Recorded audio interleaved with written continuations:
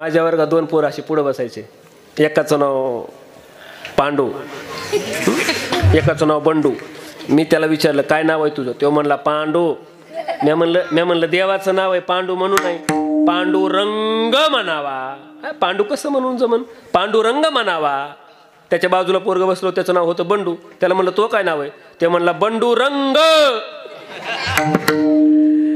मागच्या पिढीपेक्षा पुढची पिढी हुशार असते बरं का, तो निसर्गाचा नियम आहे. हा हा हा पोरव माझ्याकडे बघायला असेल.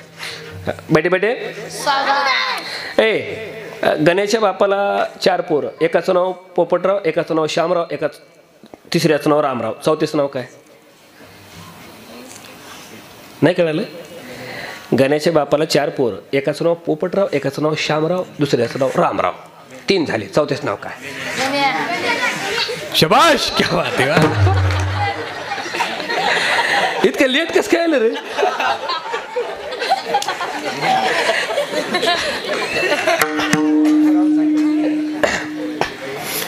मी एकदा सहल नेली, ती सहल हे दत्तभाऊ, मी एकदा सहल नेली. आणि आमची सहल म्हणजे असं बसून नाही बरं का, म्हणजे मी शाळेत होतो ना तेव्हा मी लेकरांची सहल काढली. आणि सहल नेली अशी डोंगरात वनभोजन करायला.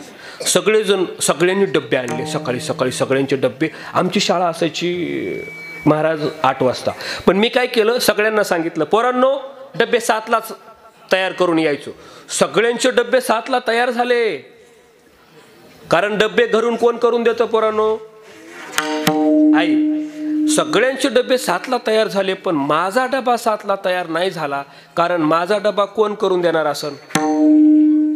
त्या बाका बायको. मागून आलाय आवाज तसा मोठ्या पोर ऐकून, पण तुम्हाला नसन भेटली मला वाटतंय.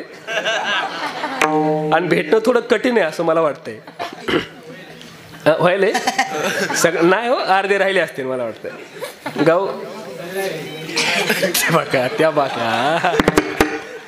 अरे ऐका ना, डबा तयार सगळ्याचा पोरांचे.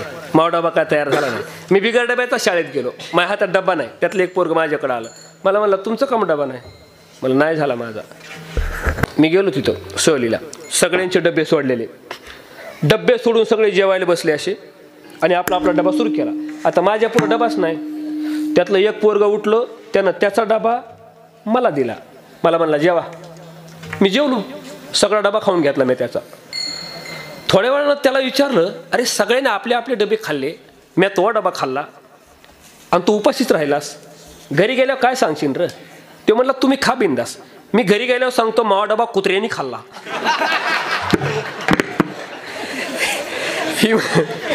मागच्या पिढीपेक्षा पुढची पिढी हुशार असते बरं का. ते निसर्गाचा नियम आहे. म्हणून ह्या पिढीच्या लय नादी लागायचं नाही. म्हणून मी यांना लय दुखवत बी नाही बरं का. हळूच पाया पडायला येते आणि चिमटा घेते जोरात. हा. आणि आता शिक्षा कुठे राहिली? राहिली का बाबा आता शिक्षा? परवा आता शिक्षक मारतात का रे? गपे मारित नाही आता. आमच्या काळात मारायचे, तुमच्या काळात मारित असतील. तुमच्या काळात तर लय मारायचे.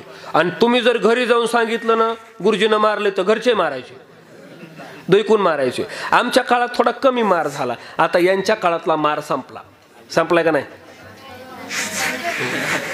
मारतेत कोणते सर मारतेत? कुठे शिंदे सर आलेत का? शिंदे सर इथं नाही झाले. गावातले शिंदे सर आहेत का? बाहेर गावचे आहेत ना? आता शिक्षकाला मारता येत नाही बरं का. आणि जर मारलं तर तुम्ही त्यांच्यावर कायद्यानं कारवाई करू शकता. हो, या अंदर की बात सांगायलो मी शिक्षकाची. कशी? आता शिक्षकाला मारण्याचा अधिकार राहिला नाही. कायदा आला नवीनच, RT ॲक्ट. दत्तभाऊ तो कायदा असं सांगतो, शिक्षकाला विद्यार्थ्याला मारण्याचा अधिकार नाही. त्यांना नापास करण्याचा सुद्धा अधिकार नाही. पूर्वी नापास व्हायचे. 2री, 3री, 4थी, 5वी, 10वीत नापास. मी 3दा झालोय. ऐका ना, आता नापास करता येत नाही. आता नापास कुणी होतंय का? सगळे कसे पास. पेपर जरी नाही लिहिला तुम्ही तरी तुमचा उरलेला पेपर कुणी लिहायचा? त्या बाका. खरंय ना. जर ऐका पोरांनो, जरी तुम्ही पेपर लिहिला नाही तरी पेपर कोण लिहितंय? आता काय ताण आहे का? खिचडी खायची मस्त. तरी पोरग नापास केलं मी माझ्या काळात. मी जेव्हा शाळेत होतो तेव्हा म्हणजे मी विद्यार्थ्याला शिकवित होतो. आता विद्यार्थ्याला शिकवायचं बंद केलं आणि त्यांच्या बापाला शिकवायचं चालू केलं. मी नापास केलं गुरुजी पोरग. बरं, नापास केलेलं पोरग चुकून मायाकून ते पोरग नापास झालं. ते नव्हतं नापास व्हायला पाहिजे, कारण ते गावातल्या सगळ्यात भानकुदळबाईचं पोरग होतं. सगळ्यात अख्ख्या गावात भानकुदळबाई ती, आणि प्रत्येक गावात एक असती. आपल्या गावात नाही कोणी तसं. मला जाऊ द्या सुखानं. मी जे पोरग नापास केलं ते अख्ख्या गावात जी भानकुदळबाई आहे तिचं पोरग नापास केलं. आणि नापास केलेलं पोरग घरी रडतच गेलं आणि सांगितलं, आई आई मला त्या नायकवाडे गुरुजींनी नापास केलं. ती बाई चपात्या करीत होती त्या टायमाला. तुमच्याकडे काय म्हणतात? पोळ्या म्हणतात ना, चपात्या म्हणतात ना. हां, आणि ते लाटणं होतं सोबत. तुमच्याकडे काय म्हणतात लाटण्याला? बेलणं ना. हां हां, थोडा बदल आहे भाषात बराच बरं का. म्हणजे आमच्याकडं कसं आहे, आमच्याकडं कधी कधी भांडणं लागले तर नवरा बायकोला मारतो. तुमच्याकडं बायकोच मारते ना. घरातलं बघतंय ना ते, म्हणून. पोरं कोण कोणाला मारतंय रे? पप्पा मम्मीला मारतेत का मम्मी पापाला मारते? आ काय ते म्हणते मम्मी पप्पाला मारते.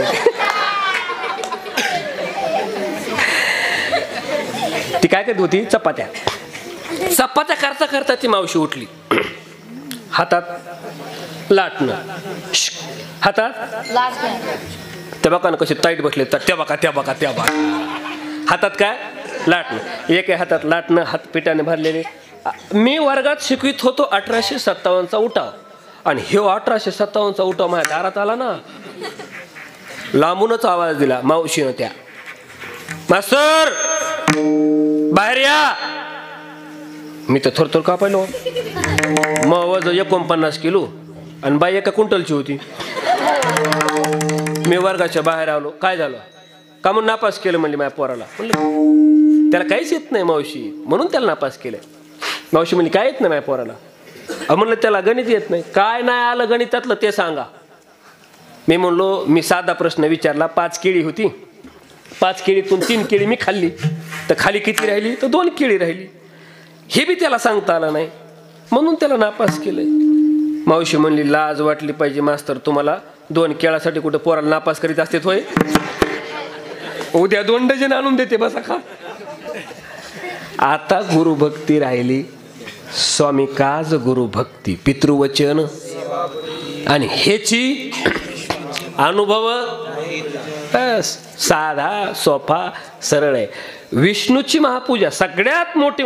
ऐका ना, तुम्ही काहीच नाही केलं तरी चालेल. नाही उपवास धरले तरी चालेल. मी जबाबदारीने बोलतो. नाही उपवास धरले तरी चालेल. पती देव आहे, बस त्याची सेवा करा. सेवा पती.